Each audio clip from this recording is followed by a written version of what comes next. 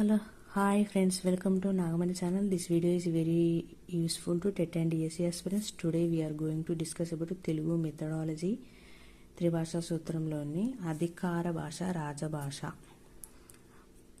343 article అధికరణం దేవనాగరి లిపిలోని హిందీని అధికార భాషగా గుర్తించారు. 1965లో జరిగిన ఓటింగ్లో కేవలం ఒక్క ఓటు తేడాతో ఆంగ్ల భాష హిందీతో సమానంగా అధికార భాషా హోదాను కోల్పోయింది. కేంద్ర ప్రభుత్వం పరిపాలనలో 2 అధికార భాషలను ఉపయోగిస్తుంది. హిందీ. రాజ్యాంగం 8వ షెడ్యూల్లో 22 భాషలను అధికార భాషలుగా గుర్తించింది. మనకు తెలుసు 2వ అధికార భాష ఇంగ్లీష్.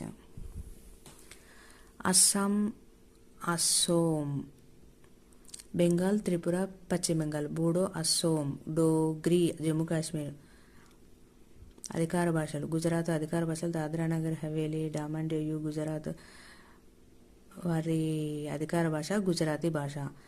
అరుణాచల్ ప్రదేశ్, అండమాన్ నికోబార్ దీవులు, బీహార్, చండీగఢ్, ఛత్తీస్గఢ్, ఢిల్లీ, హర్యానా, హిమాచల్ ప్రదేశ్, జార్ఖండ్, మధ్యప్రదేశ్, రాజస్థాన్, ఉత్తరప్రదేశ్, ఉత్తరాఖండ్ రాష్ట్రాలలో హిందీ అధికార భాష. కర్ణాటకలో కన్నడ అధికార భాష. జమ్మూ కాశ్మీర్లో కాశ్మీర్ భాష. గోవాలో కొంకణి భాష. బీహార్లో మైథిలి భాష. కేరళ, లక్షద్వీప్లో మలయాళం భాష.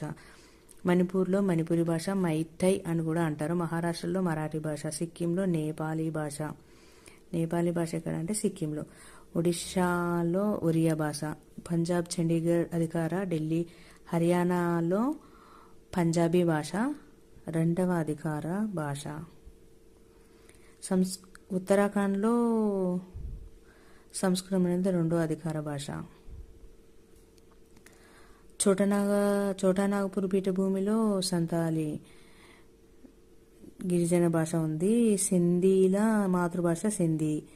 తమిళనాడు పుదుచ్చేరిలో తమిళం భాష. ఆంధ్రప్రదేశ్, తెలంగాణ, యానాంలో తెలుగు భాష. తెలుగు భాష మాట్లాడే రాష్ట్రాలు Andhra Pradesh, Telangana, Yanam. Thanks for watching. Please subscribe.